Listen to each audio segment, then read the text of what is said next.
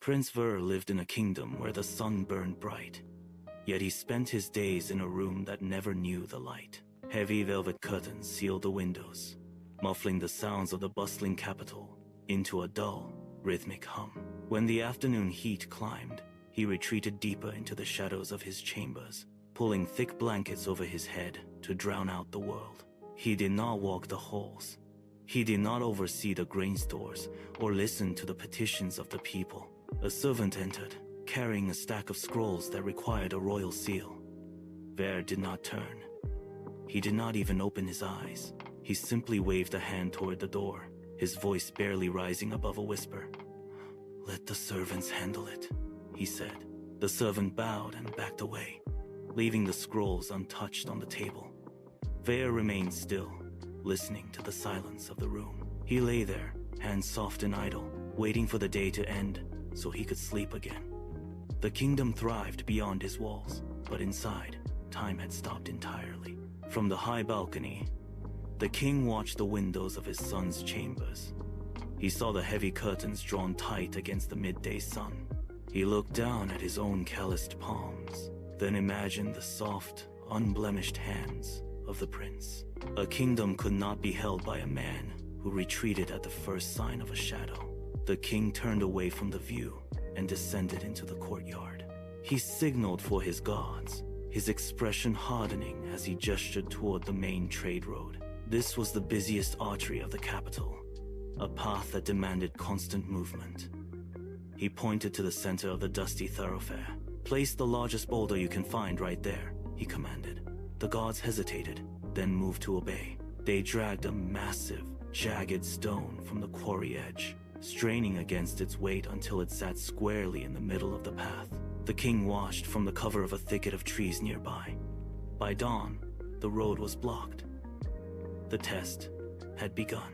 The sun climbed higher, baking the dust of the trade road until the air shimmered. The first traveler appeared around the bend, a merchant driving a cart piled high with crates. He was whistling, his eyes fixed on the city gates ahead. Then, the rhythm of the wheels broke. The cart lurched, skidded, and slammed to a halt against the jagged stone. The merchant flew forward, catching himself on the wooden frame. He scrambled down, his face flushing a deep, angry red as he stared at the massive obstruction. He kicked the stone, but it did not budge. "This is a disaster," he shouted, his voice echoing off the nearby trees. "This delay will cost me an hour of sales." He paced in a tight circle, checking the sun, then looked at the narrow gap between the stone and the ditch. The ground there was soft, churned into thick, wet sludge by the morning dew. He did not attempt to move the rock. Instead, he grabbed the cart handles and shoved it toward the mud. The wheels sank instantly. He heaved, his face dripping with sweat, until the cart finally lurched through the muck. He did not look back at the obstacle he left behind. He simply wiped his hands on his sides, climbed back onto the seat, and whipped the horse into a gallop. A soldier followed, his stride rhythmic and heavy. He marched with his chin high, eyes locked on the horizon, ignoring the uneven ground beneath his boots. He did not see the stone until his toe collided with the jagged edge. The sound of leather meeting rock cracked through the air. He let out a sharp, jagged cry, hopping on one foot while clutching his injured limb. He did not inspect the obstacle. He did not reach out to steady it. Instead, he pointed a shaking finger toward the palace and cursed the king. He limped past the stone, favoring his good leg, and disappeared into the dust. Moments later, a woman approached, balancing two heavy water pots. She stopped, the weight of the water pulling at her shoulders, and stared at the rock. She set her load down with a heavy thud. She threw her hands up, her palms flat against the dry air. "The roads are crumbling, and the crown does nothing," she muttered. She simply hoisted her pots back, stepped wide into the dirt to bypass the obstruction, and continued. The stone remained, a silent, immovable anchor. Hours bled into the afternoon. The sun climbed to its peak, beating down on the dust until the air grew thick and stagnant. The trade road, once a steady stream of movement, turned into a chaotic bottleneck. Travelers arrived in clusters, their voices rising in a chorus of irritation. A group of merchants, their carts laden with crates, pulled to a halt. They stood in the center of the path, gesturing wildly at the stone. Their faces slick with sweat. They did not touch the rock. They simply cursed the delay, wiped the grit from their eyes, and steered their horses into the ditch to bypass the obstruction. More followed, a courier, a group of travelers on foot, and a line of pack animals, all converged on the same spot. Each one stopped. Each one looked at the stone. Each one let out a sharp, frustrated sigh that carried over the wind. They treated the rock as a permanent feature of the landscape, an annoyance to be navigated. The road grew crowded, the space around the stone becoming a churned-up mess of mud and trampled grass. No one reached out to push. No one offered to help. They simply swerved, complained, and moved on, leaving the massive, jagged stone exactly where it lay. The path was open, yet the spirit of the road had ground to a complete, stubborn halt. The crowd finally thinned as the sun began its long descent. Then, a farmer appeared, walking with a steady, rhythmic gait. His back was bent under a heavy load of vegetables, the basket straps digging deep into his shoulders. He stopped, not to complain, but to breathe. He wiped the grit from his forehead with the back of a calloused hand and looked at the stone. He did not curse the king. He did not look for a way around. He set his heavy basket down in the dirt with a soft thud. He stepped forward, his boots finding purchase. He reached out and pressed his palms against the cold, rough surface of the rock. He braced his shoulders, locking his joints, and leaned into the weight. He pushed. His feet slid backward, carving deep furrows into the dry road. His muscles tightened, cords standing out along his forearms. The stone did not budge. He groaned, the sound raw and low in his chest, and shifted his stance to get a better grip. His palms grew raw. He dug his heels into the ground, his face dripping with sweat, and poured every ounce of his strength into the immovable mass. He was alone.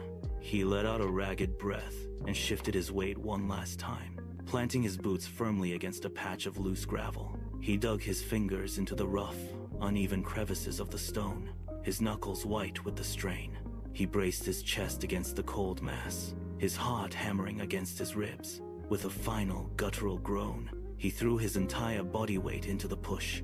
The stone groaned in response, a deep, grinding sound that vibrated through his arms. Then, it gave. It tipped, teetered for a heartbeat, and then rolled heavily into the ditch with a dull, earth-shaking thud. Dust billowed up, coating his face and stinging his eyes. He stood there, chest heaving, watching the rock settle into the dirt. The path was clear. He wiped his palms on his trousers, his skin raw and stinging. He stepped forward, but his gaze caught something in the hollow where the stone had rested. A leather pouch lay half-buried. He knelt and picked it up. Gold coins spilled into his palm, glinting. Beside the gold, a scrap of parchment lay in the dust. The sun dipped below the horizon, casting long, sharp shadows across the road.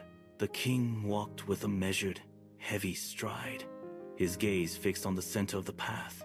Prince Ver followed, his steps hesitant. They reached the spot where the stone had rested. The king stopped and pointed to the hollowed-out earth. "Look," he said. "The path is clear, but the lesson remains." He gestured toward the ditch where the massive rock lay half-buried. That stone was not a barrier placed to stop the world. It was a test. He turned to his son, his expression unyielding. The merchant saw a loss of time. The soldier saw a nuisance. The woman saw a failing kingdom. The king stepped closer, his voice dropping to a low, steady rumble. "Every obstacle you avoid is a missed opportunity to grow." The gold was never the prize for moving the stone. The prize was the character of the man who decided that the road was worth clearing. Prince Ver looked at the empty space, then at his own hands, smooth and unused to the grit of the world. The prince finally understood. Prince Ver looked down at his palms, turning them over in the dimming light. They were soft, pale, and entirely unmarked by the world. He knelt, pressing his fingers into the packed earth where the stone had sat for hours. The grit was coarse, biting into his skin, and he did not pull away. He felt the reality of the ground, the solid, unyielding truth of the path that had been blocked. He stood up, his movements slow and deliberate. The king watched, silent, as his son took a long, steady breath. The air felt different now, sharper, more demanding. Ver looked at the road ahead, stretching out into the dark. He realized that the stones would keep coming, and that every one of them was a chance to prove his worth. He did not look back at the palace. He did not seek the comfort of the shadows. He stepped directly onto the center of the road, placing his feet firmly where the obstacle had once been. He squared his shoulders, his gaze fixed on the horizon. The path was no longer a place to avoid, but a challenge to be met. He began to walk, his stride purposeful, his hands ready to grip whatever lay in his way. The kingdom was waiting, and for the first time, he was ready to hold it.